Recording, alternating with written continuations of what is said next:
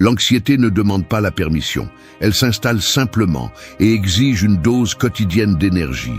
Tu peux avoir l'agenda rempli, la maison en ordre, et pourtant ressentir ce tiraillement intérieur, cette pression qui te rappelle que quelque chose, dans un coin de ton esprit, n'est pas sous contrôle.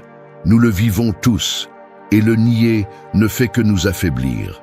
L'anxiété n'est pas un défaut de fabrication, c'est le coup psychologique d'être vivant dans un monde qui ne s'arrête jamais. Mais rester là, piégé dans ce mécanisme d'alerte constante, n'est pas obligatoire. Les stoïciens le savaient bien. Marc Aurèle, empereur et soldat, écrivait chaque soir sur le poids de gouverner un empire, et pourtant trouvait l'équilibre. Épictète, esclave devenu maître, enseignait que la seule chose qui nous appartient véritablement, ce sont nos décisions. Pourquoi eux, face à des menaces réelles, parvenaient-ils à rester fermes, tandis que nous, entourés de commodités, nous sentons fracturés par des peurs invisibles? Il ne s'agit pas d'éteindre l'anxiété, mais d'apprendre à l'utiliser comme un entraînement quotidien pour l'esprit.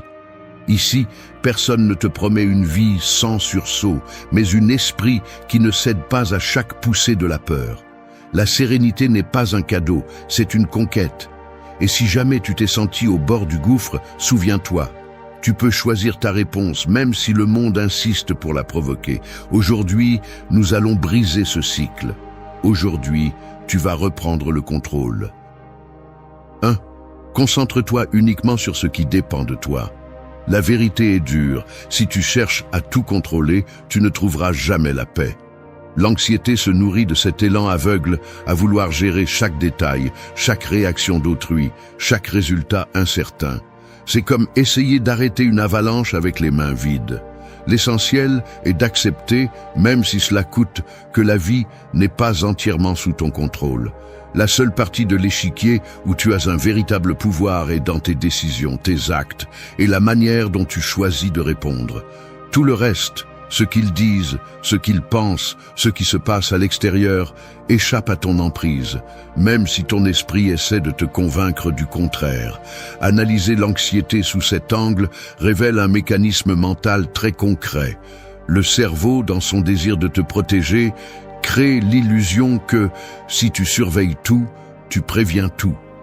Mais cette vigilance constante t'épuise, te maintient dans une tension inutile, comme si tu portais un sac à dos rempli de pierres qui ne t'appartiennent pas. La racine de beaucoup de ton inquiétude se trouve là, dans l'erreur d'investir de l'énergie dans ce qui ne sera jamais sous ton contrôle. C'est pourquoi, chaque fois que tu essaies d'anticiper toutes les variables, de prédire chaque résultat, ou de te convaincre que tu peux éviter tout désagrément, l'épuisement augmente et l'anxiété devient ce poids chronique qui te draine jour après jour. La philosophie stoïque a été brutalement honnête à ce sujet. Épictète l'a résumé sans détour. Il y a des choses qui dépendent de nous et des choses qui ne dépendent pas de nous. Cela semble simple, mais le mettre en pratique exige un entraînement mental rigoureux, car l'habitude de vouloir intervenir dans tout est addictive. Elle te séduit avec la fausse promesse de sécurité. Cependant, la réalité est que plus tu t'obsèdes à contrôler l'extérieur, plus tu deviens vulnérable à la frustration et à la peur. La véritable force réside dans le fait de lâcher prise sur ce qui ne te concerne pas et de te concentrer uniquement sur ce que tu peux changer. Tes intentions, tes mots, ton attitude, la discipline quotidienne avec laquelle tu fais face à tes peurs. Cela ne signifie pas résignation ni apathie. Au contraire, c'est une stratégie de survie émotionnelle. Lorsque tu filtres tes préoccupations et que tu sépares ce qui dépend de toi de ce qui ne dépend pas de toi, tu libères des ressources mentales et de l'énergie pour agir là où tu peux réellement faire la différence. C'est un investissement émotionnel intelligent. Tu cesses de gaspiller de la force dans des batailles perdues et tu la concentres sur le renforcement de ton caractère et de ta réponse face à l'adversité. Ainsi, lorsque des situations échappent à ton contrôle, tu ne réagis plus avec panique, mais avec une acceptation active qui te permet de t'adapter et de réorienter tes efforts. La psychologie moderne confirme ce principe. La thérapie cognitivo-comportementale, par exemple, travaille avec l'idée d'identifier des pensées inutiles et de les remplacer par des actions concrètes. Il ne s'agit pas de nier l'inquiétude, mais de la rediriger vers ce que tu peux réellement faire. Ne contrôle pas l'incontrôlable est une phrase emblématique que tu devrais répéter chaque fois que l'anxiété te pousse à assumer des responsabilités qui ne te reviennent pas. L'exercice pratique est simple, mais stimulant. Chaque fois que tu remarques l'inquiétude apparaître, arrête-toi et demande-toi avec une brutalité honnête quelle partie de cette situation dépend de toi. Si la réponse est rien ou très peu, lâche prise. Concentre-toi sur ce que tu peux faire. Parfois, la seule chose sous ton contrôle est ta respiration, ta posture ou les mots que tu choisis d'utiliser à ce moment-là. Fais-le et comprends ceci, celui qui s'obsède à tout contrôler finit par se perdre lui-même. La sérénité commence lorsque tu acceptes tes limites et que tu prends le contrôle uniquement de ce qui te revient réellement. Lâche prise sur l'extérieur, prends les rênes de ce qui dépend de toi. Là se trouve la liberté. 2. Priorise l'essentiel, ignore le passager. S'accrocher à ce qui est trivial, c'est comme essayer de construire une maison solide sur des montagnes de sable mouvant. Chaque fois que tu donnes de la valeur à ce qui demain n'aura pas de poids, tu hypothèques ton énergie, ton attention et ton temps sur des intérêts qui, à long terme, ne te laissent que vide. L'auto-tromperie la plus courante est de croire que tout compte de la même manière, que chaque détail, chaque opinion, chaque imprévu mérite ta réponse immédiate. Mais c'est un piège. Ne te laisse pas tromper. L'urgence que tu ressens à essayer de tout englober, à ne manquer aucune notification, à répondre à chaque stimulus externe, n'est qu'un masque de l'anxiété. Ce n'est pas de la responsabilité, ce n'est pas un engagement, c'est de la peur déguisée en action. Et cette peur te vole la vie. Si tu n'es pas brutalement sélectif, tu finiras par être esclave de 1000 petites choses qui ne laissent de place à rien d'important. C'est ainsi que le caractère se fracture. Chaque distraction à laquelle tu cèdes est une renonciation silencieuse à ta propre direction. La philosophie stoïcienne ne te permet pas de vivre à moitié. Elle exige que tu filtres, que tu mettes à l'épreuve chaque préoccupation, chaque désir, chaque impulsion. Demande-toi sans pitié, est-ce essentiel ou n'est-ce que du bruit? Si tu as du mal à le distinguer, c'est que tu t'es habitué à survivre dans la confusion, à te déplacer poussé par l'urgence et non par la clarté. L'anxiété se nourrit de ce manque de hiérarchie interne. Quand tout semble urgent, rien n'est important. Et c'est le piège que tu paies le plus cher. La vie ne te donne pas un temps infini pour corriger le cap. Chaque moment investi dans l'insignifiant est un temps perdu pour ce qui pourrait vraiment transformer ta vie. Les petites préoccupations se multiplient comme des intérêts sur une dette. Plus tu les paies, plus elles grandissent. Il ne s'agit pas d'attendre que le moment parfait arrive pour te concentrer sur l'essentiel. C'est une autre forme d'auto-tromperie, une autre excuse élégante pour ne pas prendre de décisions inconfortables. Tu choisis ce qui est important ou l'anxiété le choisit pour toi. Lorsque tu priorises le passager, tu deviens l'otage de l'agenda des autres, des caprices de l'environnement et de tes propres insécurités. Veux-tu vraiment vivre ainsi, à la merci de ce qui n'a pas de valeur réelle? Le stoïcisme est un filtre, pas une cage. Il te demande de couper sans pitié ce qui n'ajoute rien, de déclarer la guerre à la dispersion, de ne pas négocier avec l'intranscendant. Si cela te fait mal de lâcher quelque chose, demande-toi si cette douleur vient de l'habitude ou d'un besoin réel. La plupart du temps, l'attachement n'est que la peur de rester les mains vides. La psychologie moderne a prouvé que l'esprit, lorsqu'il est saturé de stimuli non pertinents, perd sa capacité à se concentrer profondément. Il devient superficiel, réactif, anxieux. C'est pourquoi, chaque fois que tu choisis une préoccupation inutile plutôt qu'une action qui compte, tu t'entraînes à la faiblesse, à la dispersion, à l'épuisement chronique. Ce n'est pas un hasard si les personnes les plus calmes et les plus fortes sont celles qui, avec le plus de rigueur, éliminent l'inutile et se concentrent sur ce qu'elles veulent construire. La sérénité n'est pas d'être calme à l'extérieur, c'est avoir un système interne de priorités si solide que rien de trivial ne l'effondre. Personne ne va te donner de la clarté. Tu dois l'arracher de force. Chaque jour est un choix entre le poids de l'essentiel et le bruit du passager. Celui qui ne choisit pas l'important finit par céder à l'urgent. C'est la vérité inconfortable. Si tu ne décides pas toi-même où va ton énergie, le chaos le fera pour toi. Alors sois impitoyable avec ce que tu laisses entrer dans ton esprit, dans ton agenda, dans tes conversations. L'anxiété ne se vainc pas avec de jolis mots, mais avec des décisions brutales et courageuses. Priorise l'essentiel, ignore le passager. Cette discipline est le muscle qui soutient une vie pleine de sens. 3. Habite le présent avec pleine conscience. Tu t'arrêtes devant le feu rouge. Tu consultes ton téléphone pour la 5e fois en moins d'1 minute. Sans t'en rendre compte, ton esprit a déjà sauté de la conversation en attente à un problème de travail, puis à ce que tu as dit lors de la dernière réunion, à l'erreur que tu as commise il y a 3 jours. Et en un instant, il se projette vers tout ce qui pourrait mal tourner demain. Le corps est immobile, mais à l'intérieur, il y a une fuite constante d'attention, un saut compulsif entre ce que tu ne peux pas changer et ce qui n'est pas encore arrivé. C'est le piège le plus courant de l'anxiété. Elle te vole la capacité d'habiter le moment. Elle t'entraîne à vivre comme si tu étais piégé entre ce qui n'existe plus et ce qui n'est pas encore arrivé. Le présent devient un lieu de passage, jamais une résidence. Et, pendant ce temps, la vie réelle te glisse entre les doigts, invisible, car tu n'y es jamais vraiment. Si tu es honnête avec toi-même, tu reconnaîtras que tu expérimentes rarement le présent avec intensité. Ton esprit, entraîné par des années d'urgence et de préoccupations anticipées, est devenu une machine à fabriquer des scénarios. Il vit en lançant des avertissements, en révisant des erreurs, en répétant des conversations non dites, en collectionnant des peurs au cas où. Cette hyperactivité mentale semble, en théorie, une forme de protection, mais en pratique, c'est juste une source inépuisable d'épuisement.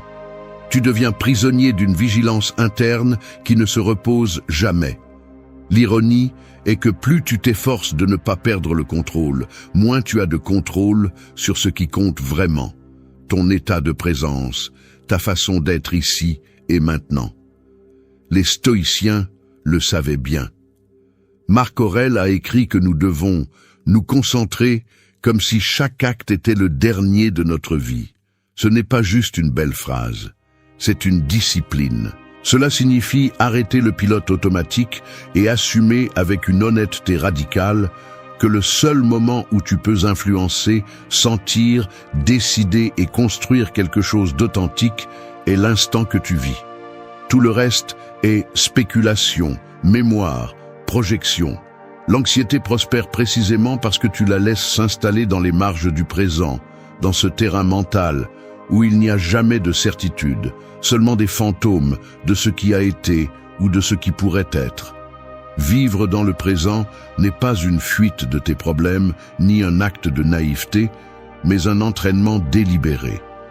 C'est une façon de couper le cycle de l'anticipation et du regret, de résister à la tentation de te perdre dans ce qui n'existe pas. Chaque fois que tu détectes que ton esprit se disperse, que l'attention se fragmente, ta tâche est simple mais exigeante. Revenir encore et encore au point de contact avec la réalité.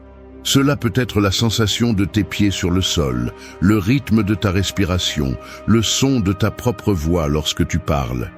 Ces détails, si simples qu'ils semblent souvent insignifiants, sont les ancres qui te ramènent au présent. Ne les sous-estime pas. La psychologie moderne, avec tout son arsenal de techniques, a validé ce que les stoïciens pratiquaient il y a des siècles. La pleine conscience, le fameux mindfulness, n'est pas juste une mode passagère. C'est l'outil le plus direct pour désactiver la machinerie de l'anxiété. Lorsque tu parviens à être complètement dans ce que tu fais, même si c'est laver la vaisselle ou écouter quelqu'un sans planifier la réponse, la peur perd de sa force. Elle ne peut pas se nourrir d'un instant que tu habites pleinement. L'anxiété ne survit pas dans le présent. C'est la phrase que tu dois te rappeler. Habiter le présent est une rébellion contre l'inertie mentale, un acte de résistance quotidienne. N'attends pas de te sentir prêt, la vie ne va pas ralentir pour que tu puisses te mettre à jour. Chaque fois que tu choisis d'être ici et maintenant, tu entraînes le muscle de la sérénité. L'attention est ta ressource la plus précieuse. Investis-la avec discipline, sans concession. Ne te permets pas de vivre comme un touriste dans ta propre existence. Le présent n'est pas une salle d'attente, c'est le seul endroit où tu peux être vraiment libre. 4. Renforce ton esprit face à l'inconfort. Je ne vais pas te mentir, chaque fois que je ressens de l'inconfort, la première chose qui apparaît est la tentation de fuir. Je le sens dans mes épaules qui se tendent, dans mes mains qui cherchent à se distraire, dans mes yeux qui parcourent la pièce à la recherche de quelque chose qui promet un soulagement immédiat. Et bien que je sache que fuir l'inconfort ne fait que l'amplifier, mon instinct naturel est de me protéger, de chercher refuge dans de petites distractions, des excuses élégantes pour ne pas affronter ce qui me serre la poitrine. Je sais que je ne suis pas le seul. Personne n'aime rester immobile face à ses peurs, au vide laissé par une perte, au silence d'une attente inconfortable. Mais là, précisément dans cet espace étroit où personne ne veut rester trop longtemps, c'est là que la véritable force mentale se forge ou s'effondre. Il n'y a pas de raccourci. Si tu continues à fuir, tu deviens plus faible. Si tu restes même une minute de plus que ce que dicte l'inconfort, tu entraînes un muscle que presque personne ne veut travailler, la résilience. Observe quelqu'un résistant au froid sans manteau ou marchant sous la pluie quand tout le monde court se mettre à l'abri. Regarde ce geste tendu de celui qui dit non quand on lui demande quelque chose qu'il ne veut pas faire, même s'il craint de décevoir. L'inconfort a des formes physiques, une respiration contenue, des pieds qui ne cessent de bouger, un regard qui esquive le conflit. Nous sommes des créatures conçues pour éviter la douleur, mais nous avons aussi la capacité brutale de la supporter, de choisir de rester un peu plus au bord de l'inconfort et de découvrir là qu'il ne nous détruit pas. Les stoïciens ont compris cela mieux que quiconque. L'inconfort volontaire n'est pas du masochisme, c'est un entraînement. Sortir marcher à jeun, prendre des douches froides, renoncer volontairement à de petits plaisirs, s'exposer à la critique ou au silence sans chercher une approbation instantanée. Chaque petite difficulté que tu choisis d'affronter est un investissement. Tu gagnes en force mentale, tu réduis la peur de perdre et surtout, tu te prouves que tu peux tolérer bien plus que ce que ton esprit anxieux insiste à te rappeler. L'anxiété grandit dans la fantaisie que tu ne pourras pas résister à l'inconfort. Elle se nourrit de la croyance que si quelque chose te dérange, tu dois l'éliminer immédiatement. C'est le truc qui te garde faible. Chaque fois que tu cèdes, tu renforces le message que tu ne peux pas supporter la douleur. C'est pourquoi l'inconfort volontaire est l'antidote. Il ne s'agit pas de chercher la souffrance pour elle-même, mais de t'exposer délibérément à de petites doses de difficulté et de rester là, sans chercher des échappatoires rapides. C'est ainsi que tu prouvais, de manière concrète et réelle, que l'inconfort est passager, que l'esprit exagère le danger, que ta capacité de résistance est bien plus grande que ce que tu imagines. Regarde comment changent les personnes qui font cela régulièrement. Il y a une différence dans la posture. Les épaules tombent moins, le regard est un peu plus ferme, le ton de la voix tremble moins face à l'incertitude. Ce n'est pas de la magie, c'est le résultat accumulé de centaines de petites batailles gagnées contre l'urgence de fuir. Renforcer l'esprit face à l'inconfort est le vaccin contre l'anxiété chronique. Tu ne peux pas contrôler ce qui vient, mais tu peux te préparer à y résister. Quand tu entraînes le muscle de la résistance, tu cesses de craindre l'inconfort parce qu'il n'est plus inconnu. Tu l'as ressenti, tu l'as traversé et tu es sorti de l'autre côté. La peur se rétrécit quand tu la regardes en face. C'est la phrase que tu devrais tatouer dans ta mémoire. N'attends pas le moment parfait pour t'exposer à ce qui te dérange. Fais-le aujourd'hui, même par de petites actions. Reste une minute de plus dans le silence inconfortable. Affronte cette conversation difficile. Sors sans le manteau supplémentaire. Éteins l'écran et supporte l'ennui. Chaque fois que tu choisis de ne pas fuir, tu construis la preuve de ta force. Aucun discours motivant ne remplace cette preuve tangible que tu peux résister. La force mentale n'est pas l'absence d'inconfort. C'est l'habitude de le traverser les yeux ouverts. Si tu fuis aujourd'hui, tu fuiras toujours. Si tu résistes aujourd'hui, demain, tu auras moins peur. Entraîne-toi à l'inconfort. C'est là que se trouve le calme que tu cherches tant. Voici le principe stoïque de la raison comme encre. Épictète le disait de manière brutalement claire, ce qui se passe ne t'affecte pas, mais le jugement que tu fais sur ce qui se passe. Si tu acceptes cela comme une prémisse, chaque pensée automatique devient une invitation à être remis en question, et non une sentence de mort. L'anxiété explose précisément dans cet espace. Lorsque tu crois sans filtre le pire de chaque situation, lorsque tu gobes la narration catastrophiste que ton esprit fabrique en pilote automatique. Le mécanisme est prévisible. Un inconfort apparaît, la pensée « cela va mal se passer » surgit, le corps répond par une tension et le cycle se renforce. Ne pas remettre en question cette première pensée est l'équivalent psychologique de laisser la porte ouverte pour que n'importe quel intrus entre et décide pour toi. Si tu cherches la liberté mentale, tu dois devenir le gardien de tes propres jugements. La psychologie moderne, en particulier la thérapie cognitivo-comportementale, l'a systématisée en une méthode: identifier, questionner et remplacer. Il ne suffit pas de détecter que tu as une pensée négative. La prochaine étape est de la soumettre à un examen critique. A-t-elle des preuves réelles derrière elle ? Est-ce la seule interprétation possible, ou n'est-ce qu'un reflet automatique de ton insécurité ou de ta fatigue ? La plupart des pensées anxieuses ne résistent pas à une analyse honnête. Lorsque tu les examines avec distance, elles cessent d'avoir ce poids absolu.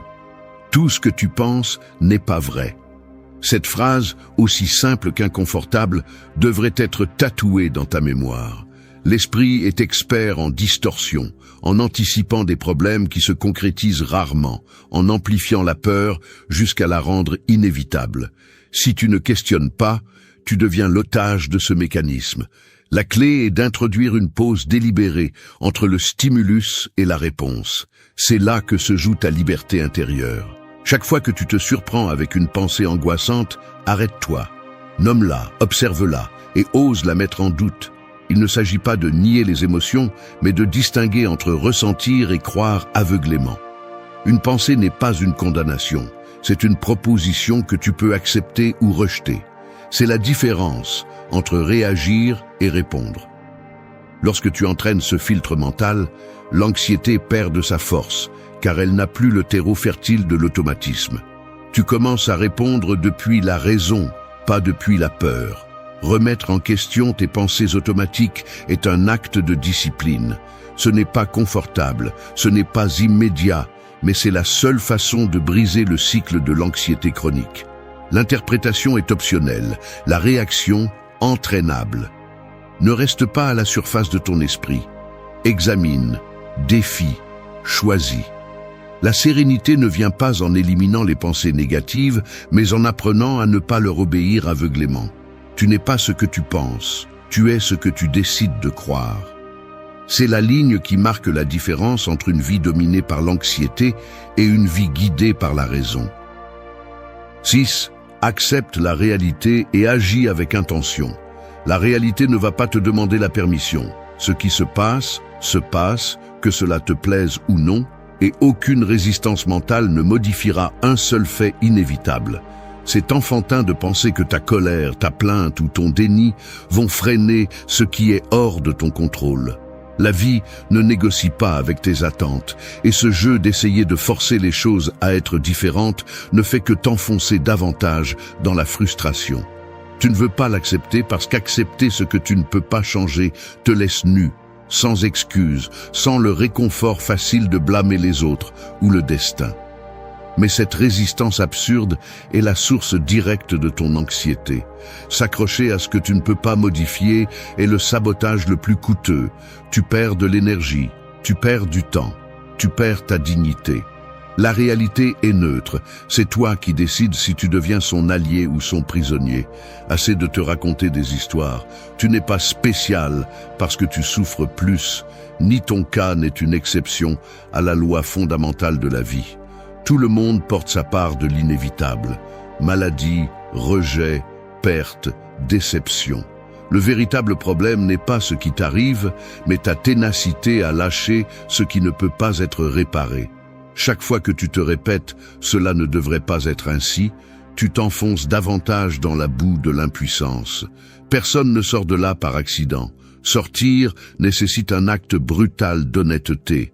Regarder la situation en face, cesser de négocier avec des fantasmes et accepter que ce qui est, est. Il n'y a pas de raccourci émotionnel ni de truc mental qui remplace ce premier pas. Le stoïcisme le résume en 2 mots. Amour fati. Il ne s'agit pas de se résigner passivement, mais de cesser de se battre contre la réalité et de commencer à l'utiliser comme point de départ pour ce que tu peux réellement faire. C'est ici que la plupart échouent. Ils confondent acceptation et défaite. Ils ne comprennent pas qu'accepter n'est pas se rendre, mais cesser de gaspiller de la force dans l'inutile. Lorsque tu oses accepter ce que tu ne peux pas changer, 2 choses se produisent. D'abord, tu coupes à la racine cette fuite chronique d'énergie qui te laisse épuiser avant même de commencer. Ensuite, tu te libères pour agir avec intention, pour investir tout ce que tu as dans ce qui reste vivant, ta réponse. La différence entre l'anxiété chronique et la sérénité se trouve là, dans cette coupure. Agir avec intention n'est pas faire n'importe quoi par désespoir. Ce n'est pas bouger pour se distraire, ni chercher un soulagement immédiat. C'est te poser la question avec rigueur. Que puis-je faire, ici, maintenant, avec ce que j'ai? Si la réponse est rien, alors ton travail est d'accepter et d'attendre. S'il y a une action minimale possible, prends le contrôle et fais-la sans hésiter. L'action consciente est le seul véritable remède contre l'anxiété paralysante. Ne te laisse pas tromper par le mensonge selon lequel accepter la réalité est perdre du pouvoir.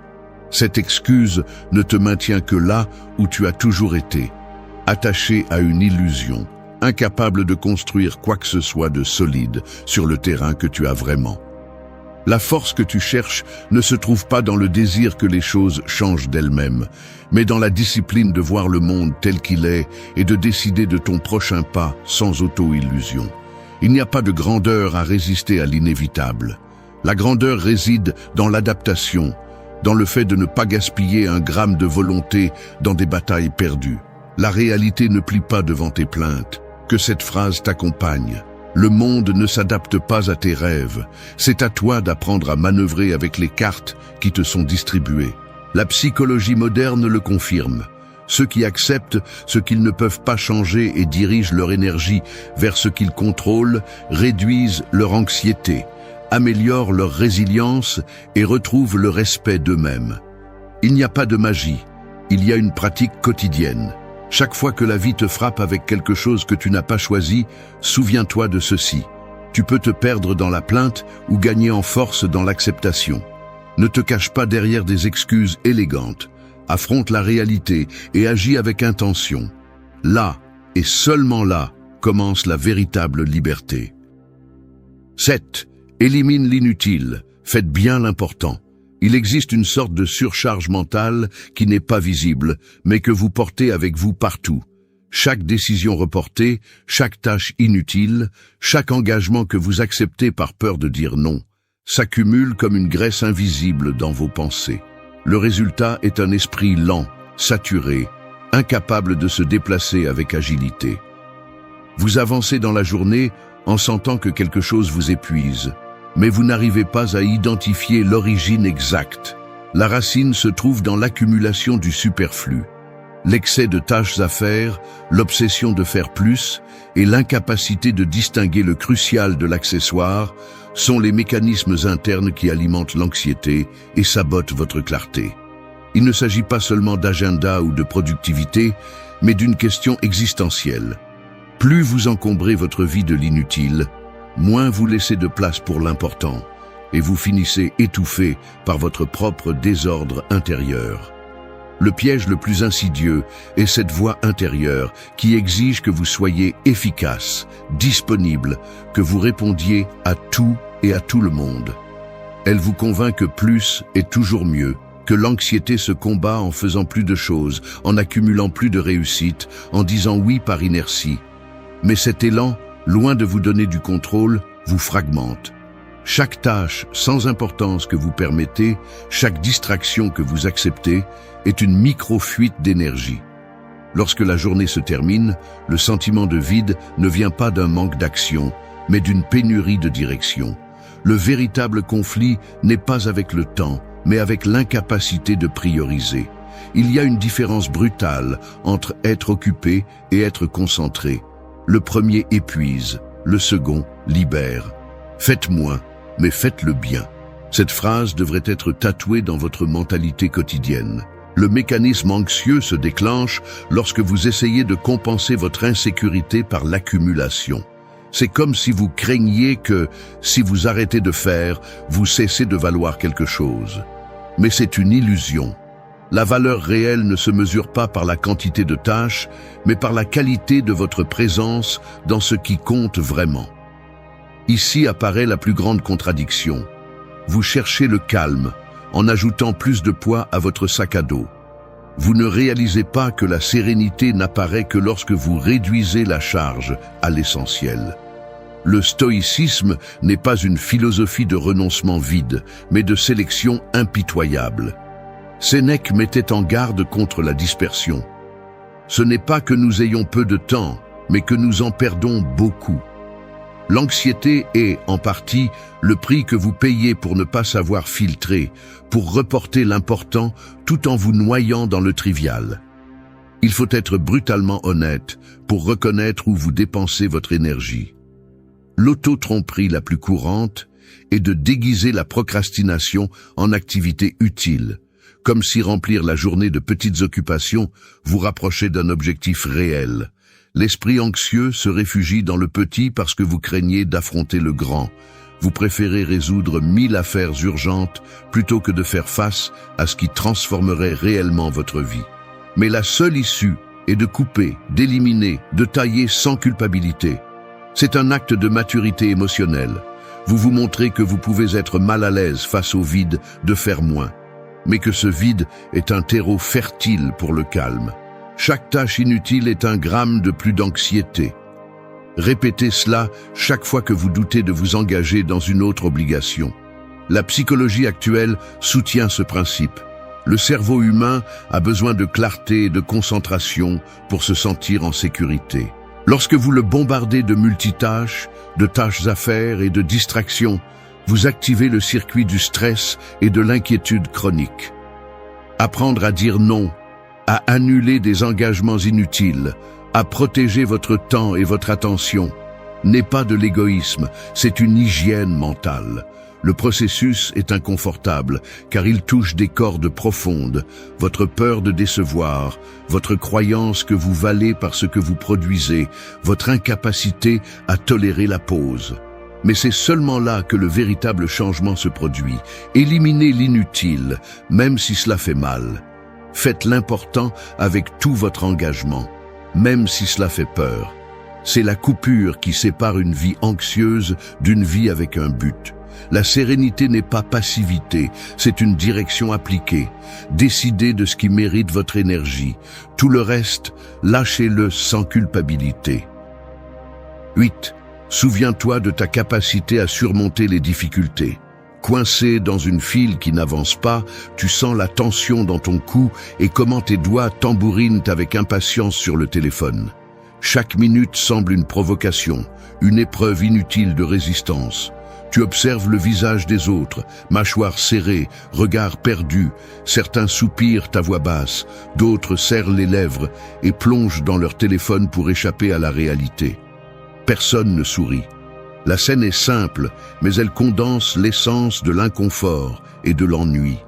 Ton esprit commence à parcourir de vieilles défaites, de petites humiliations, ces moments où tu as pensé que tu ne pourrais pas tenir une minute de plus. Pourtant, te voilà survivant à l'inconfort quotidien, malgré l'anxiété, la fatigue et le poids des choses qui ne dépendent pas de toi. Il n'y a pas d'applaudissements, pas de reconnaissance, juste le fait brut que même si parfois tu l'oublies, tu as surmonté beaucoup pour arriver jusqu'ici. Arrête de regarder seulement devant toi avec crainte.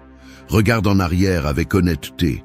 Pense au premier jour où tu as affronté une conversation qui te terrifiait, à la nuit qui semblait interminable quand tout a mal tourné, au moment où tu as senti que la peur était trop grande pour être supportée.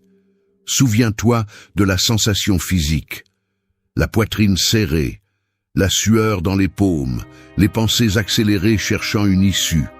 Maintenant, note le résultat. Cette situation est passée. La vie a continué, et tu as continué à avancer, peut-être avec des marques, mais aussi avec la preuve que ta capacité à résister est réelle et concrète. L'anxiété veut te convaincre que ce qui vient sera insupportable, que cette fois tu vas vraiment craquer, que tu n'as pas ce qu'il faut. Mais cette idée n'est qu'une distorsion du présent, un tour mental qui ignore tout ce que tu as déjà surmonté. Les stoïciens ne romantisaient pas la difficulté, mais ils ne la craignaient pas non plus. Marc Aurèle, au milieu des guerres et des trahisons, se forçait à se souvenir de ses victoires intérieures, si petites soient-elles. Épictète, supportant l'esclavage et la douleur physique, s'accrochait à la preuve que la souffrance n'était pas une condamnation, mais une opportunité de démontrer sa force. Il ne s'agit pas d'embellir le passé, mais de l'utiliser comme preuve. Si tu as résisté auparavant, tu peux le faire à nouveau maintenant. Le corps et l'esprit accumulent des cicatrices, oui, mais aussi des souvenirs de force. Tu as survécu à tous tes pires jours. Cette phrase est un fait, pas un réconfort vide. La psychologie actuelle le confirme. L'une des techniques les plus puissantes contre l'anxiété est de reconstruire ton propre historique de surmontement. Lorsque la peur s'intensifie, lorsque l'esprit anticipe l'échec, se souvenir de tes réalisations passées, si petites soient-elles, change la chimie interne. Le cerveau a besoin de preuves, pas de promesses. Chaque fois que tu te répètes que tu as surmonté des difficultés auparavant, tu réduis le pouvoir de l'anxiété sur ton présent. Ce n'est pas de l'autosuggestion bon marché, c'est un ancrage réel. Ta biographie est la meilleure preuve contre l'idée que tu es faible ou incapable. Fais de cela un exercice conscient. Lorsque tu sens que l'anxiété te coince, arrête-toi et rappelle-toi en détail une difficulté réelle que tu as traversée.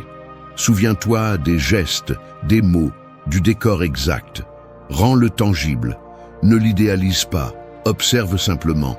Tu étais là, tu as ressenti la peur, et pourtant, tu as avancé. C'est la preuve qui compte. Ne laisse pas l'anxiété effacer ton histoire de résistance. La force ne s'invente pas dans le futur, elle se reconnaît dans le passé. Chaque difficulté surmontée est un investissement qui te soutient aujourd'hui. Ton historique de résistance est ton plus grand atout. Grave cette phrase dans ta mémoire. N'attends pas de te sentir fort pour affronter ce qui vient. Utilise l'épreuve de ta propre vie comme un bouclier. L'anxiété déteste les faits. Elle se nourrit de doutes et d'amnésie sélective. Lorsque te rappeler ta capacité à surmonter les difficultés devient une habitude, l'anxiété perd sa principale arme, l'illusion que tu es fragile. Tu ne l'es pas. Tu l'as déjà prouvé auparavant. Maintenant, il est temps de te le rappeler, avec une clarté brutale, chaque fois que l'inquiétude essaie de te convaincre du contraire. 5. Remets toujours en question tes pensées automatiques. Tes pensées ne sont pas des faits, ce sont des hypothèses. C'est la base que personne ne t'enseigne et qui pourtant définit la qualité de ta vie mentale. L'erreur la plus coûteuse est de confondre la première chose qui apparaît dans ta tête avec la vérité objective. Chaque pensée, en particulier les automatiques, fonctionne comme des filtres qui interprètent la réalité avant que tu puisses l'analyser. Le système est efficace, mais défectueux. Il te fait économiser de l'énergie, mais il peut te mener à des conclusions erronées, des réactions disproportionnées et des cycles d'anxiété qui se perpétuent d'eux-mêmes. C'est ainsi que fonctionne l'esprit humain. Face à une situation d'incertitude, le cerveau déclenche des interprétations instantanées, souvent teintées par de vieilles peurs, des croyances héritées ou des expériences négatives dont tu ne te souviens même plus consciemment. La conséquence est directe. Tu vis sous la tyrannie d'interprétations non examinées, agissant comme si chaque pensée était un ordre inviolable et non une simple occurrence. Merci d'être resté jusqu'à la fin de la vidéo. Si vous avez tout vu, commentez « Je suis stoïcien » comme notre signe secret, indiquant que vous êtes un véritable apprenant du stoïcisme. N'oubliez pas de vous abonner et de liker la vidéo si elle vous a plu. Rendez-vous dans la prochaine vidéo et rappelez-vous, continuez à cultiver votre esprit stoïque.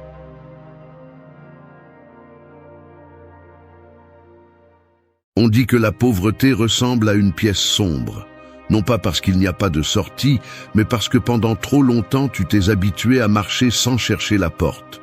Tu t'es adapté à trébucher, à heurter les mêmes meubles, à vivre avec l'idée que c'est la vie. Mais la vérité est autre. Cette obscurité n'est pas un destin, c'est une habitude.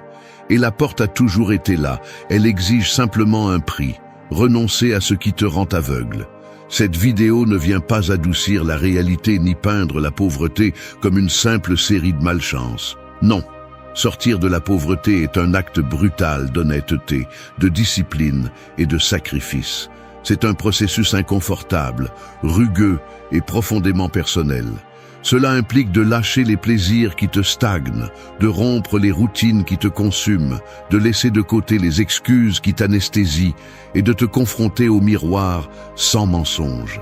C'est pourquoi ce chemin est basé sur des sacrifices, 40 sacrifices qui coupent, qui pèsent, qui transforment.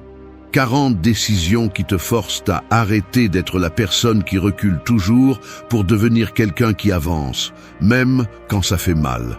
Les stoïciens l'ont compris il y a des siècles. Celui qui conquiert son esprit, conquiert son destin.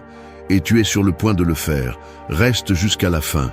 Non pas parce que cette vidéo est confortable, mais parce qu'elle te montrera ce que beaucoup préfèrent ignorer. Que la pauvreté se brise de l'intérieur, que la discipline est plus forte que la chance et que ta vie peut changer, mais seulement si tu changes d'abord. Ici commence la porte. C'est à toi de décider si tu l'ouvres. 1. Lâche ce qui ne te pousse pas. On dit que vivre avec des habitudes qui ne te poussent pas, c'est comme porter un sac à dos plein de pierres que tu as toi-même placées. Ce ne sont pas des pierres imposées par la vie ou par la malchance. Ce sont des décisions que tu as choisies sans t'en rendre compte. Chaque pierre est un comportement qui n'ajoute rien, une routine qui te freine, une pensée qui te stagne. Et le plus dur à accepter, c'est que la plupart des gens apprennent à vivre avec ce poids comme s'il faisait naturellement partie du corps, alors qu'en réalité, c'est la raison pour laquelle ils n'avancent pas. Sortir de la pauvreté commence par quelque chose que beaucoup sous-estiment. Apprendre à lâcher prise. Lâcher les routines qui ne te permettent pas de grandir, lâcher les relations qui te drainent, lâcher les habitudes qui t'anesthésient, lâcher les mentalités qui te sabotent. Cela semble simple, mais c'est le sacrifice le plus difficile, car il exige une honnêteté brutale envers toi-même. Il faut que tu regardes ce que tu fais chaque jour et que tu admettes qu'une partie de ta vie n'est pas construite pour avancer, mais pour te maintenir immobile. Et si tu veux vraiment prospérer, tu dois arrêter de justifier ce qui te fait reculer. Une personne qui veut sortir de la pauvreté ne peut pas porter de fardeaux émotionnels, mentaux ou comportementaux. Elle ne peut pas continuer à justifier son impulsivité, son désordre, sa procrastination, sa dépendance au plaisir immédiat ou sa peur de déranger. Tout cela est du poids mort. Tout cela est une vie qui tourne en rond. Lâcher ce qui ne te pousse pas signifie prendre des décisions inconfortables qui nécessitent du caractère, car personne ne prospère en restant accroché à ce qui le stagne. Et c'est là que réside la dureté du processus. Il ne s'agit pas de faire plus, mais d'arrêter de faire ce qui te coule. Les stoïciens l'ont compris avec une précision absolue. Ils disaient que la liberté ne commence pas lorsque tu acquiers plus de choses, mais lorsque tu te détaches de ce qui te contrôle. Et si tu observes ta vie avec honnêteté, tu remarqueras que souvent, ce qui te contrôle n'est pas quelque chose qui te manque, mais quelque chose que tu continues à permettre. Une distraction quotidienne qui te vole des heures, une relation qui te draine de l'énergie, une habitude nocturne qui sabote tes matins, une attitude de victime qui te maintient dans une position de demande, pas de construction.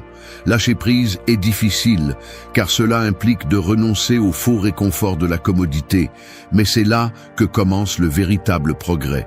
Quand tu lâches ce qui ne te pousse pas, tu commences à récupérer de l'énergie mentale, de la clarté et du temps. Et ces trois choses ensemble sont la base de tout progrès.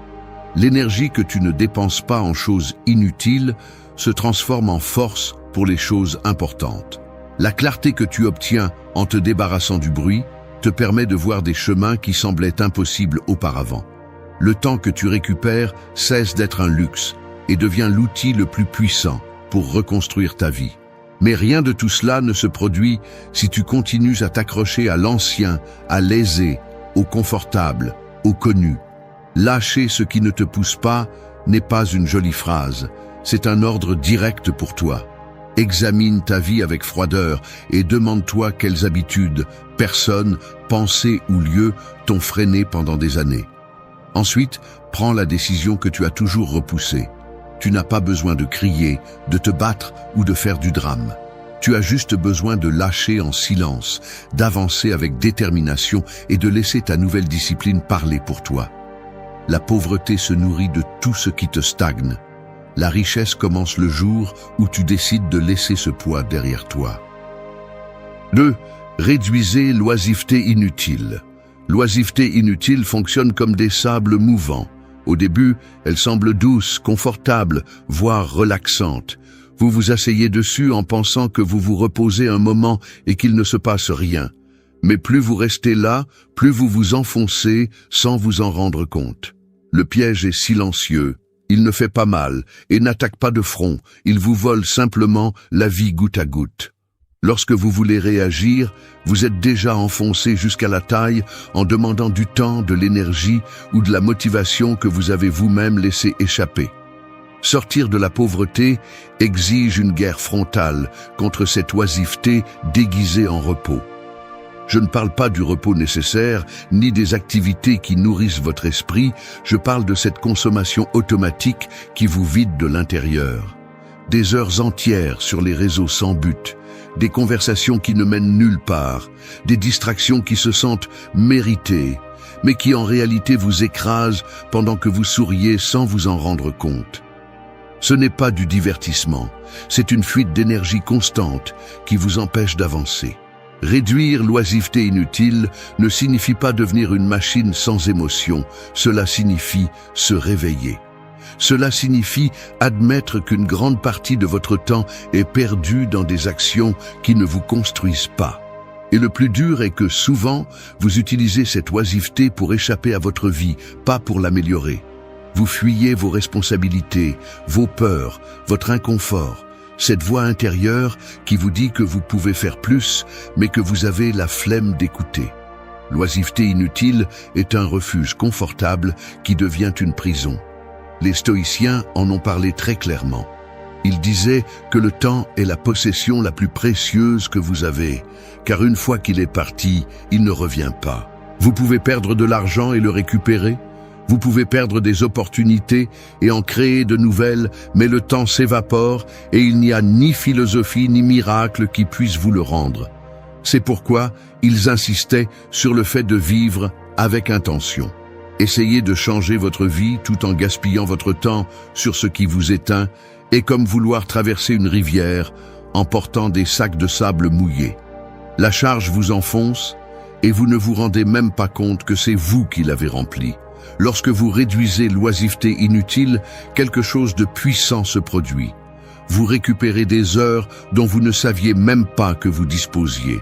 Vous commencez à sentir que votre journée a de l'espace, que vous pouvez avancer sans cette sensation de vivre en courant.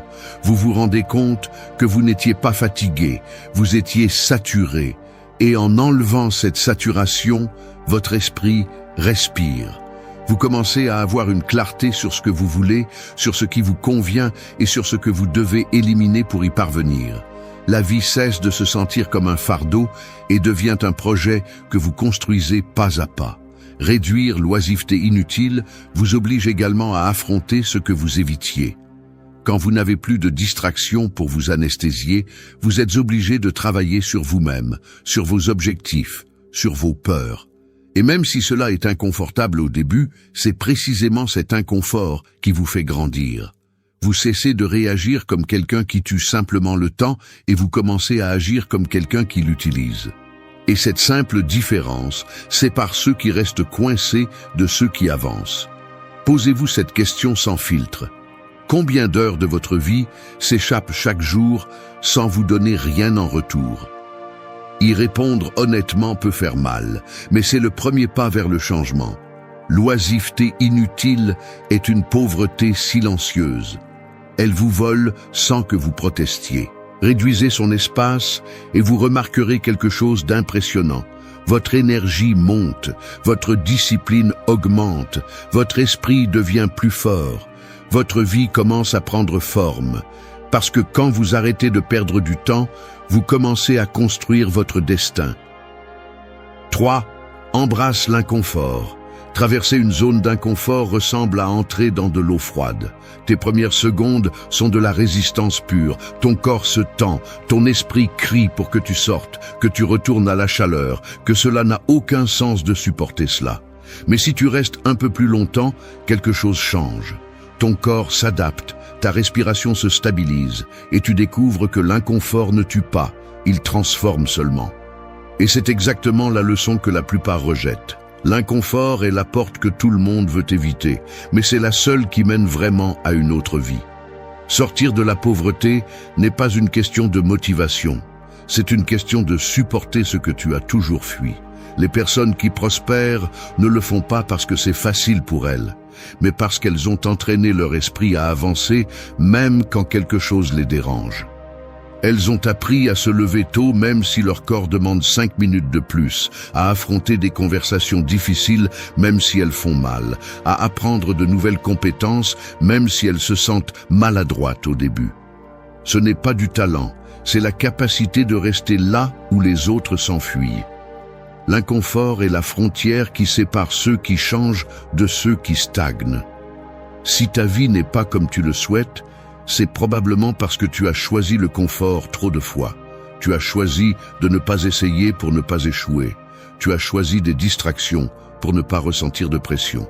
Tu as choisi le silence pour ne pas affronter les problèmes. Tu as choisi la routine pour ne pas faire face à l'inconnu. Et chaque fois que tu as choisi le confort, tu as payé un prix. Peut-être ne l'as-tu pas vu sur le moment, mais ton potentiel est resté piégé derrière chaque décision facile. Les stoïciens parlèrent de l'importance de forger le caractère. Ils disaient que l'excellence se forme comme le fer, exposé au feu, au coup et au froid. Le confort, en revanche, est l'ennemi silencieux de la croissance. Quand tout est doux, ton esprit s'adoucit. Quand tout est facile, ta discipline s'oxyde. Quand tout est assuré, ton esprit s'endort. En revanche, l'inconfort te réveille. Il te force à être présent.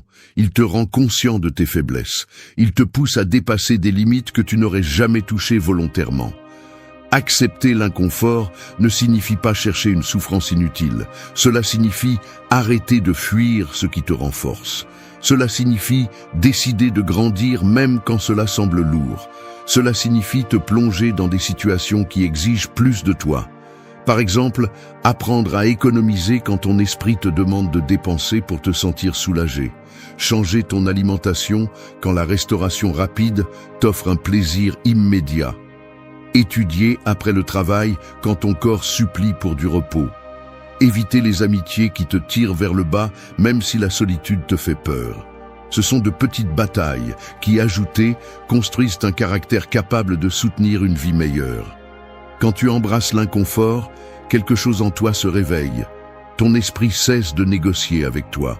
Ton corps cesse de te gouverner. Ta volonté se renforce. Tu découvres que beaucoup des limites que tu croyais réelles n'étaient que de la résistance mentale. Tu marches avec plus de détermination. Tu prends des décisions que tu évitais auparavant. Tu deviens quelqu'un qui agit même quand il n'en a pas envie. Et à ce moment-là, le changement le plus puissant se produit. Tu te rends compte que l'inconfort ne te retient pas, il te libère. Pose-toi cette question avec une sincérité absolue. Combien d'opportunités as-tu perdues simplement parce qu'elles te dérangeaient? Combien de fois as-tu dit « demain » parce qu'aujourd'hui tu avais la flemme? Combien de fois as-tu choisi la facilité en sachant qu'elle ne te mènerait nulle part? Répondre à cela fait mal, mais cela ouvre aussi la porte pour le corriger. L'inconfort est le pont vers ta version la plus forte. 4. Prends la responsabilité totale. Assumer la responsabilité totale ressemble à prendre le volant d'une voiture qui avançait seule depuis des années. Au début, tu ne sais pas si tu as le contrôle, tu n'es pas sûr que le chemin que tu suis est le bon et, pour être honnête, ça fait peur de réaliser que tu ne peux plus blâmer personne si tu dévies de la route. Mais quand tes mains se referment sur ce volant pour la première fois, tu ressens quelque chose que tu n'as pas ressenti depuis longtemps, le pouvoir, le vrai pouvoir, pas une illusion, le pouvoir de diriger, de corriger, d'accélérer et de transformer le cours de ta vie sans demander la permission à personne. Sortir de la pauvreté exige exactement cela, une responsabilité totale, pas partielle, pas conditionnée, pas partagée, totale. Cela signifie arrêter de blâmer tes parents, ton passé, ton pays, l'économie, ton ex, ton patron ou qui que ce soit que tu as utilisé comme bouclier pendant des années. Parce que chaque fois que tu blâmes quelque chose d'externe, tu te prives de force interne. C'est un acte silencieux qui t'affaiblit de l'intérieur. Il te fait sentir que tu n'as pas le contrôle, que tu ne peux rien changer, que c'est la vie que tu as reçue. Et cette pensée est pure pauvreté. La responsabilité totale ne signifie pas que la vie est toujours juste. Cela signifie que tu décides de ce que tu fais avec ce qui t'arrive. Peut-être es-tu né dans un environnement difficile, tu t'es entouré de gens qui ne t'ont pas soutenu, tu as fait des erreurs ou tu as souffert de choses que tu ne méritais pas. Tout cela est réel. Personne ne le nie. Mais si tu permets que cela détermine ton destin, alors tu as déjà perdu. La responsabilité totale n'efface pas ce qui s'est passé, mais elle te donne la force d'écrire ce qui suit. Les stoïciens parlaient de la différence entre ce qui dépend de nous et ce qui ne dépend pas. Cette distinction est la base de la liberté. Ce qui ne dépend pas de toi peut faire mal, peut être inconfortable, peut te retarder, mais ne peut pas te détruire à moins que tu ne lui donnes ton pouvoir. Ce qui dépend de toi, en revanche, c'est tout ce qui peut te faire avancer. Tes décisions, ta discipline, ton état d'esprit, tes habitudes, ta réponse face à la difficulté, ta capacité à agir même quand tu as peur. La responsabilité totale te force à observer ta vie avec une crudité que peu de gens sont prêts à supporter. Elle te force à admettre que beaucoup de tes routines, tu les as choisies, que beaucoup de tes résultats sont le fruit de tes décisions, que ton manque de progrès n'est pas dû à la malchance, mais à un manque de direction, que tes mauvaises habitudes ne sont pas apparues seules, tu les as nourries. Et oui, ça fait mal de l'accepter, mais cette douleur est le début du changement. Le déni te stagne, la responsabilité te libère. Quand tu assumes la responsabilité totale, quelque chose change dans ton regard. Tu n'attends plus que quelqu'un vienne te sauver, tu commences à te sauver toi-même. Tu ne demandes plus d'opportunités, tu les crées. Tu ne dépends plus de la motivation externe, tu développes la discipline interne. Tu ne cherches plus de coupables, tu cherches des solutions. La vie cesse de se sentir comme une tempête qui te pousse d'un côté à l'autre et commence à se sentir comme un bateau que tu diriges, même si la mer est agitée. Assumer la responsabilité totale signifie aussi abandonner les excuses. Toutes, même celles qui semblent valides, même celles qui t'ont accompagné pendant des années. Une excuse peut sembler logique, mais elle te laisse toujours au même endroit. La responsabilité, en revanche, te force à bouger, elle te force à agir, elle te force à t'améliorer. Et c'est pourquoi elle transforme ta vie. Aucun changement profond ne se produit tant que tu continues à justifier ce qui te détruit ou à blâmer ce que tu ne peux pas contrôler. Pose-toi cette question sans filtre. Si ta vie était aujourd'hui le résultat direct de tes décisions, sans facteurs externes, en serais-tu fier? 5. Ordonne et maîtrise ton esprit. Avoir un esprit désordonné ressemble à essayer de construire une maison sur un terrain rempli de décombres. Peu importe combien tu t'efforces de poser de nouvelles briques ou de concevoir des plans parfaits, rien ne tient. Tout vacille, tout s'effondre. Le problème n'est pas la construction, c'est le sol. C'est la réalité de beaucoup de gens. Ils veulent avancer, ils veulent grandir, ils veulent prospérer. Mais leur esprit est plein de bruit, d'inquiétudes inutiles, de pensées répétitives, d'impulsions incontrôlées et d'une voix intérieure qui sabote chaque tentative d'amélioration. Sortir de la pauvreté exige un esprit ordonné. Pas parfait, ordonné. Un esprit qui peut écouter, analyser et décider sans être pris en otage par le chaos interne. Un esprit capable de voir des opportunités là où il ne voyait auparavant que des problèmes. Un esprit prêt à se concentrer sans se laisser distraire par les déchets émotionnels ou mentaux. Parce que même si cela semble dur, personne ne prospère tant que son esprit est en guerre avec lui-même. Maîtriser ton esprit ne signifie pas éteindre tes émotions ni devenir quelqu'un de froid. Cela signifie cesser d'être l'esclave de tes impulsions. Cela signifie apprendre à penser avant d'agir. Cela signifie cesser de réagir par habitude et commencer à répondre avec conscience. C'est un entraînement silencieux que peu de gens font, mais qui change tout. Ta vie est un reflet direct de ta façon de penser, et si ton esprit est un désordre, ta vie le sera aussi. Les stoïciens comprenaient que l'esprit est le champ de bataille le plus important. Ils disaient que tu ne peux pas contrôler le monde, mais tu peux contrôler ton interprétation du monde.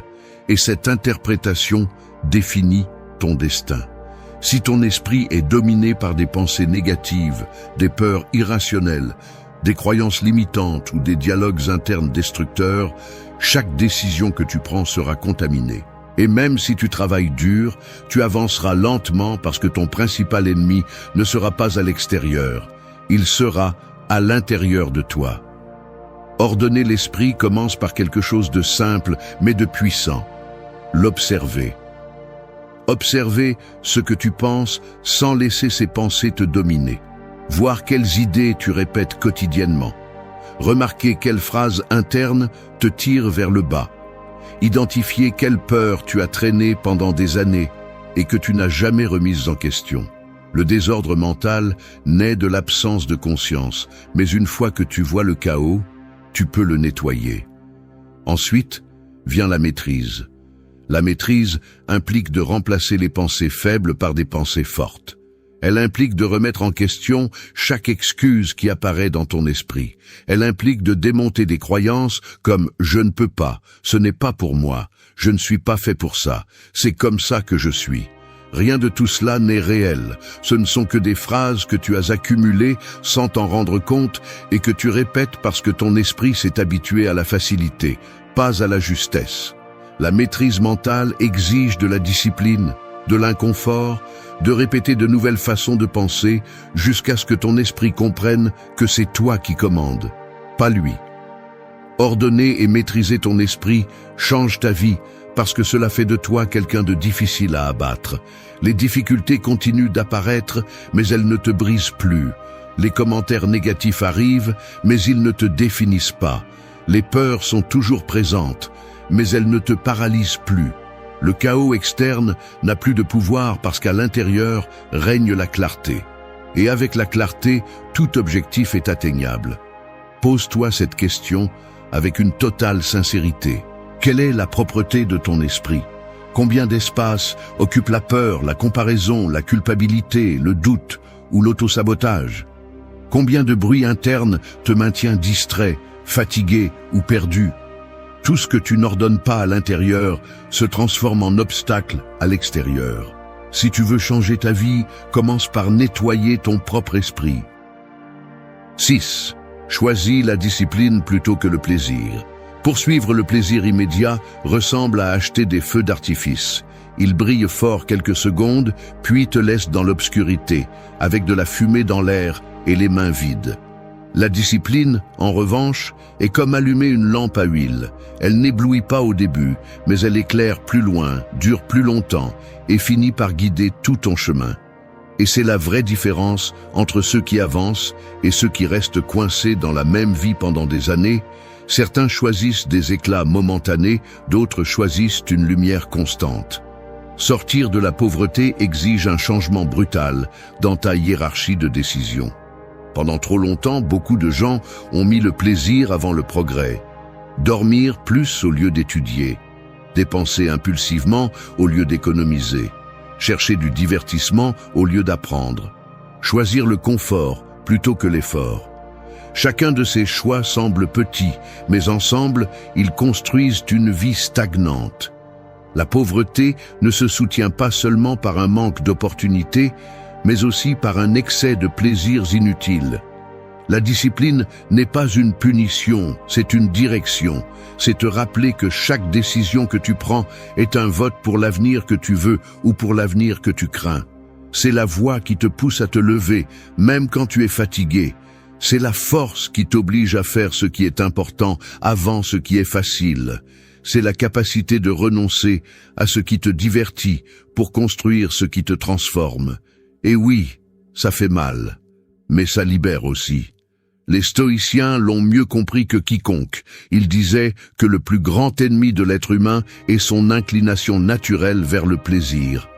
Parce que le plaisir exige rarement un effort, il génère rarement une croissance et il construit rarement quelque chose de durable.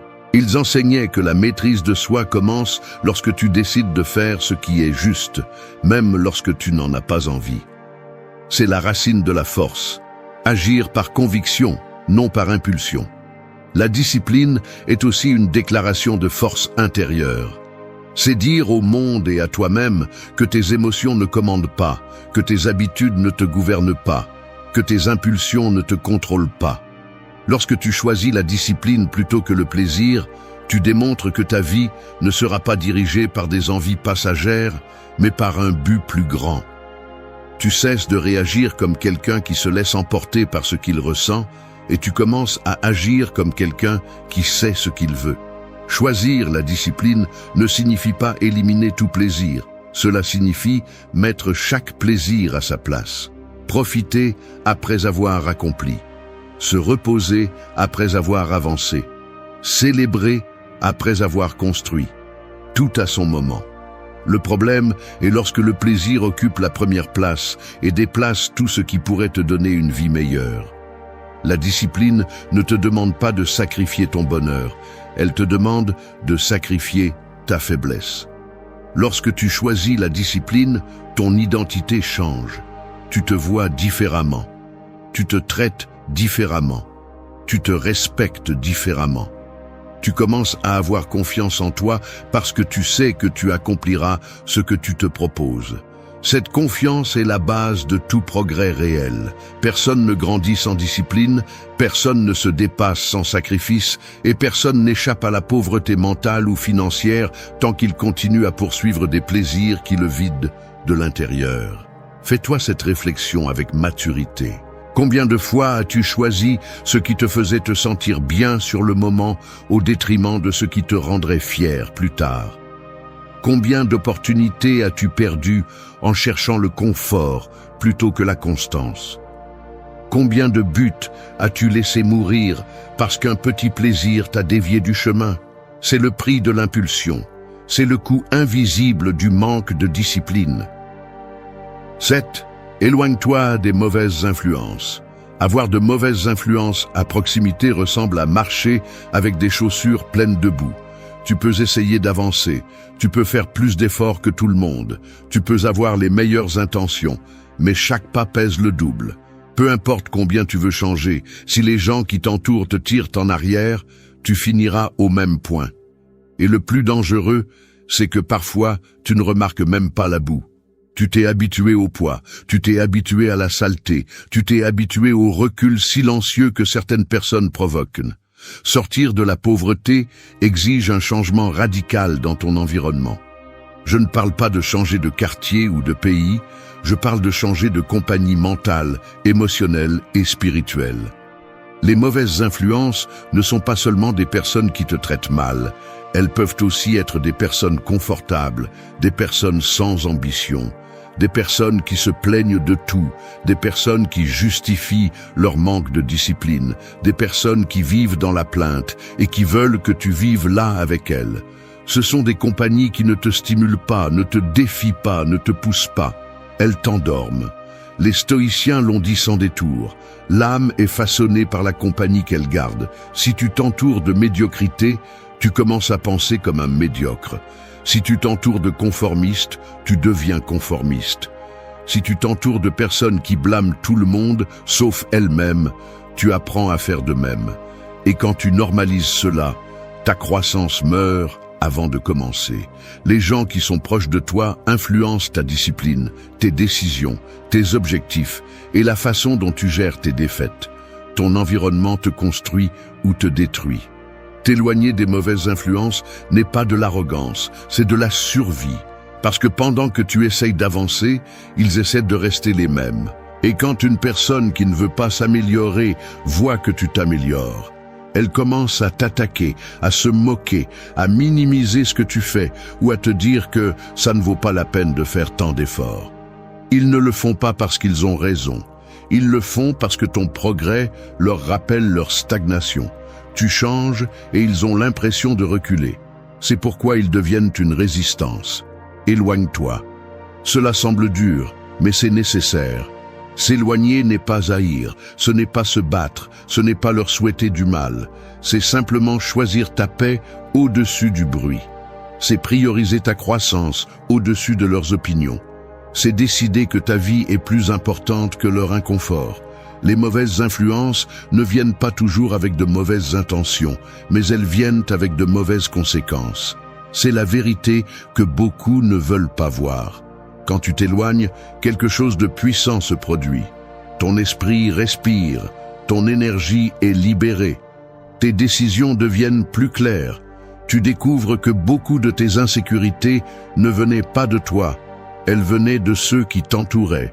Tu te rends compte que l'énergie négative est contagieuse, mais la discipline l'est aussi. Et quand tu libères de l'espace, de nouvelles personnes apparaissent. Des personnes concentrées, disciplinées, responsables. Des personnes qui t'inspirent au lieu de t'épuiser. Des personnes qui te poussent au lieu de te freiner. Des personnes qui ne t'envient pas, elles te respectent. Pose-toi ces questions en toute honnêteté. Qui te vide ? Qui te retarde? Qui te met des petites idées dans la tête? Qui se moque quand tu dis que tu veux t'améliorer? Qui te pousse à dépenser, à perdre du temps ou à prendre des décisions qui ne te bénéficient pas?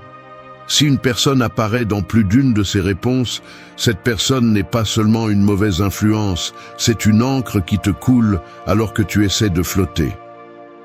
8. Utilise ton argent avec intention. Dépenser sans intention ressemble à remplir un seau avec des trous. Tu peux travailler 2 fois plus, t'efforcer 3 fois plus et transporter de l'eau encore et encore, mais elle finit toujours par s'échapper. Peu importe combien tu gagnes, si tu ne sais pas retenir, diriger et multiplier ce qui entre. L'argent ne part pas tout seul, il s'échappe par des décisions automatiques, par des impulsions qui semblent petites et par des habitudes qui passent inaperçues. Et si tu n'as pas le contrôle sur ces trous, tu ne verras jamais ton seau plein, peu importe combien tu essaies. Sortir de la pauvreté exige une relation mature avec l'argent. Une relation consciente, structurée et surtout intentionnelle. L'argent n'est ni bon ni mauvais, c'est un outil. Le problème est que beaucoup de personnes l'utilisent comme un analgésique émotionnel. Ils dépensent pour se sentir bien, pour se distraire, pour s'intégrer, pour soulager les tensions, pour échapper à leur réalité. Chaque achat impulsif est un pansement qui couvre un vide qui ne se résout pas ainsi. Et le pire, c'est que cette dynamique se normalise jusqu'à devenir une routine. Utiliser l'argent avec intention signifie que chaque pièce a un but. Cela signifie que tu décides où il va avant qu'il n'arrive. Cela signifie que tu n'achètes pas parce que tu peux, tu achètes parce que cela te convient. C'est la différence entre ceux qui construisent la stabilité et ceux qui passent leur vie à éteindre des incendies financiers. Il ne s'agit pas d'avoir plus, Il s'agit d'utiliser mieux ce que tu as. Les stoïciens parlaient de la maîtrise de soi comme base de toute réalisation. Et bien qu'ils ne parlaient pas directement de finances modernes, leurs principes sont applicables. Ils disaient que l'extérieur ne doit pas te contrôler. L'argent est extérieur. Si tes émotions dictent comment tu l'utilises, alors tu n'es pas libre. Si tes impulsions te font dépenser, tu n'es pas maître de ta vie. Si tes envies valent plus que tes objectifs, alors tes objectifs ne sont pas réels. L'intention est le pont entre ce que tu désires et ce que tu accomplis. Utiliser l'argent avec intention signifie aussi savoir dire non. Non aux achats inutiles. Non aux invitations qui te laissent sans rien. Non aux dettes que tu ne peux pas soutenir. Non à faire semblant d'une vie que tu ne construis pas. Dire non est une discipline financière. Et c'est l'un des sacrifices les plus difficiles, car il implique de confronter ton ego, tes habitudes et tes émotions. Mais chaque fois que tu dis non, tu gagnes quelque chose de plus important qu'un objet, le contrôle. Lorsque tu utilises l'argent avec intention, le stress financier diminue. Tu ressens plus de clarté, tu commences à voir des modèles, tu remarques combien de fuites tu as normalisées, tu découvres que beaucoup de choses que tu croyais nécessaires ne t'ont jamais rien apporté. Tu commences à prioriser ce qui construit plutôt que ce qui distrait, et le changement n'arrive pas d'un coup, il arrive de manière cumulative. Une bonne décision aujourd'hui devient une stabilité demain. Une dépense évitée aujourd'hui devient une opportunité plus tard. L'argent obéit à celui qui pense à long terme. Pose-toi ces questions avec une sincérité absolue. Combien de fois as-tu dépensé pour ressentir un soulagement momentané? Combien de fois as-tu acheté quelque chose dont tu n'avais pas besoin simplement parce que tu étais triste, ennuyé ou anxieux? Combien de fois as-tu fini par regretter après? C'est le coup d'agir sans intention. Ce n'est pas la dépense, c'est ce qu'elle te vole, concentration, stabilité, futur. Utiliser l'argent avec intention ne signifie pas vivre avec la peur de dépenser. Cela signifie dépenser en sachant pourquoi, quand et pourquoi. Cela signifie que ton argent respecte tes objectifs, pas tes impulsions. Cela signifie que chaque décision financière est alignée avec la vie que tu veux construire, pas avec la vie que tu essaies de cacher. Danke, dass du bis zum Ende des Videos geblieben bist. Wenn du alles gesehen hast, kommentiere, ich bin stoisch, als unser geheimes Zeichen, um zu wissen,